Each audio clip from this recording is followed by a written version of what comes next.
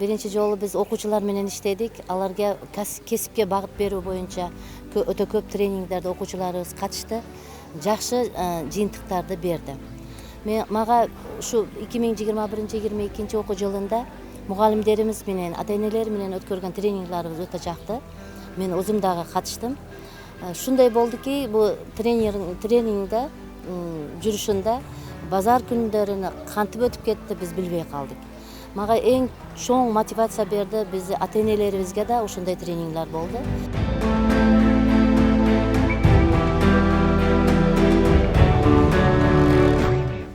Буга чейинки катышкан мугалимдер биринчиси баары айтат, биз балдарга эки түрдүү мамиле жасайт элек депчи. Мисалы, бардык мугалим ушул бизде азыр Арам районунда 25 мугалим болсо, баары айтып атат, что биз көбүрөөк ушул жакшы окуган балдар менен иштеп калган экенбиз. Анан мындай кичине артка калып калган балдарга эч ким көңүл бурбай койгон экен. Оказывается, бул өтө чоң бир ката экен. Себеп дегенде, именно ошол проблемалар ошол калып кетип аткан, ошол жетишкендиги артта калып кетип аткан балдардан чыгат экен деген эме болгондуктан мугалимдер айтат, биз азыр ошол февралдан бери окуп аткан болсо, апрель айына келгенде уже балдарга бирдей мамиле жасап калдык. Себеп дегенде, мунун деле өзгөчөлүгү бар экен, бунун деле өзгөчөлүгү бар экен деген нерсени уже мугалимдер буну түшүнүп жеткендиги, мен ойлойм, бул долбоордун уже бир жетишкендиги да.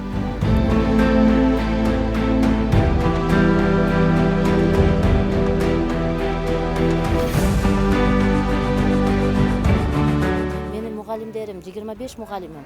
Кудай буйруса, биз август айынан баштап сентябрга жаңы 80 мугалимим бар.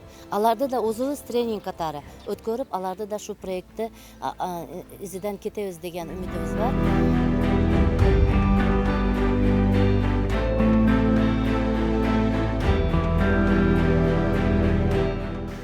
Өзүбүз акча беребиз, окуйбуз деген нерсеге андай болуп калса, бул долбоордун негизги максаты ошол. Себеп дегенде, бул программаларды мугалимдер өздөрү сатып алганга даяр болуш керек. Себеп дегенде, бул повышение квалификации деп коебуз. Бул повышение квалификацияга өтө маанилүү бир нерсе да. Бирок эгерде ошондой деңгээлге жеткирип алсак, анда бул өтө сонун биз жетишкендик болуп калат эле. Эгер мугалимдер өзү биз сатып алганга даярбыз деген нерсени көрүп калса, бул өтө сонун мүмкүнчүлүк болот.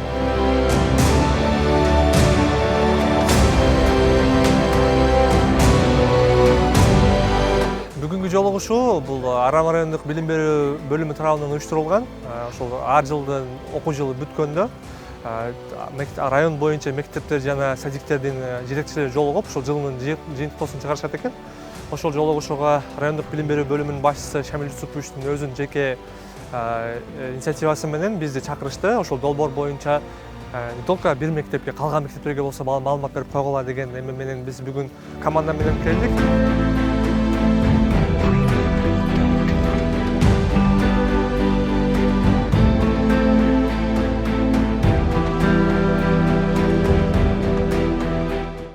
Ошол СНТУ долбоорун алкагында иштеп аткан иштерди баарын ошол мугалимдерге айтып, кандай бизде кандай руководство бар, ким тарабынан ишке ашырылды, эмнеге жардам берет, кандай пайдасы бар. Ошол маселелер боюнча азыр 10 мүнөттүн ичинде кыскача маалымат бердик. Калган мектептерден деле бир кызыгуулар болуп, инициативалар чыкты, бизге деле окутуп койбойсуңарбы деген. Буюрса, эмки жылга планга биз киргизели деп атабыз. Ошол жок дегенде руководствону көбөйтүп, жок дегенде ошол дагы 2 мектепти ошол руководство методология үйрөтүп коелу деген.